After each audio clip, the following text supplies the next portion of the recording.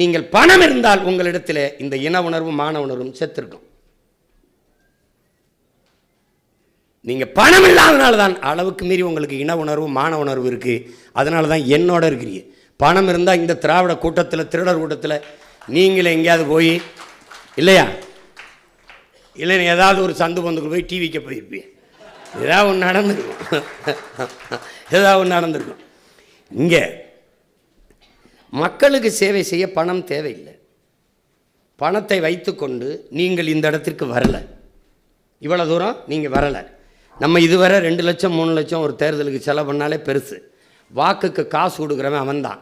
நீங்கள் எதுவும் கிடையாது. நீங்கள் களத்தில் நில்லுங்க, அது செல்லும். நான் 2009 அந்த தேர்தலில் என்கிட்ட காசு இல்லை. திமுக காங்கிரஸை எதிர்த்து என் இனச்சாவுக்கு காரணம் செத்து கொண்டிருக்கும்போது போராடணும் நான் முடிவெடுத்து இதுக்கு வேலை செய்யும்போது அன்னைக்கு எங்கள் அப்பா பாரதி ராஜாவும் அன்னை செல்வமணி போன்றவர்களாம் எனக்கு துணைக்கு வந்தாங்க. இப்போ காசு இல்லை. அப்போ ஐயா ஐயநாதன் போன்றவர்கள்லாம் என் கூட இருந்தாங்க. இப்போ பேசிட்டு இருந்தோம்.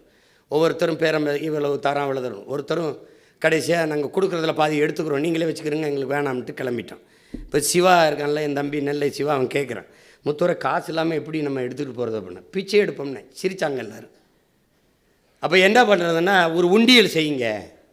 உண்டியலை செஞ்சால் அண்ணன் பேசும்போது உண்டியலை கையில் கொடுத்து ஏந்துங்க இந்த மாதிரி நீங்கள் ஏந்துங்கன்னு.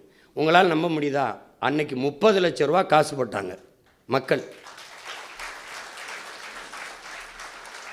அன்னைக்கு நம்ம தேர்தலில் நிற்கலை, கட்சி ஆரம்பிக்கலை. இன்றைக்கி இந்த மகன் இந்த பிள்ளைகள் மேலே என் மக்கள் பேரன்பு கொண்டு நிற்பாங்க. ஏன்னா நான் அந்த மக்களிடமிருந்து மக்களுக்காக வந்தவர்கள். நீங்கள் என்ன செய்யணும்னா உண்டியலை செய்யணும். இந்த வருமானம் காக்கும் நம் இனமானம் என்று எழுதணும். துளி துளியாய் இணைவோம் பெரும் கடலாகும் கனவோடு என்று எழுதணும். அதில் தலைவர் படத்தையோ விவசாயி படத்தையோ போட்டக்கூடாது. தலைவர் படத்தை வச்சுக்கிட்டு பிச்சை எடுக்கிறான் சீமான்னு எழுதுவான். யார் நம்ம மேலே ரொம்ப பாசமாக அக்கறையும் கொண்டவன், எங்களுக்கு யார் எழுதுவான்னு தெரியும். விவசாய படத்தை போட்டியில் விவசாய பிச்சை எடுக்க வைக்கிறான்பா.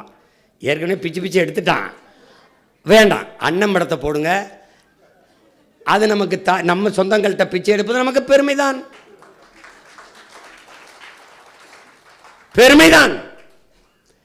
நீங்கள் ஏந்துங்க. உங்களுக்கு மக்கள் காசு தரலைன்னா அங்கேருந்து எனக்கு அடிங்க.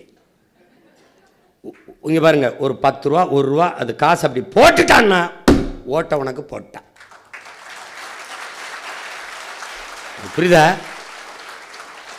போடு நீ சொல்லும் மேடையில். என் அன்பு சொந்தங்களே, என் அருமை பெற்றோர்களே, உங்கள் பிள்ளைகள் பள்ளிக்கூடத்துக்கு போகும்போது கல்லூரிக்கு போகும்போது கை செலவுக்கு எப்படி காசு கொடுத்துட்டு விடுவீங்களோ அப்படி இந்த உங்களுக்காக பாடுபட வேலை செய்ய வந்திருக்கோம். எங்கள்கிட்ட பொருளாதாரம் இல்லை, உங்களுக்கு சேவை செய்யணுங்கிற மனம் இருக்குது, பணம் இல்லை. உங்களால் இயன்றதை இதில் கொடுத்து எங்களுக்கு உதவுங்க. அதை வச்சு நாங்கள் தேநீர் அருந்திக்கிறோம், சாப்பிட்டுக்கிறோம், ஏதோ பண்ணிக்கிறோம், தண்ணி இனி தவிச்சா வாங்கி குடிச்சுக்கிறோம்னு சொன்னீங்கன்னு வச்சுக்கிறோங்க, போடுவாங்க. ஏன்னா வந்தவரையெல்லாம் வாழ வச்ச தமிழ்நாடு சொந்த பிள்ளைகளை நடுத்தரில் விட்டுருமா என்ன? வாழ வைக்காமல் விட்டுருமா என்ன? நீ ஏந்து நான் சொல்கிறத கேளு. காசு இல்லைன்னு சொல்லாது.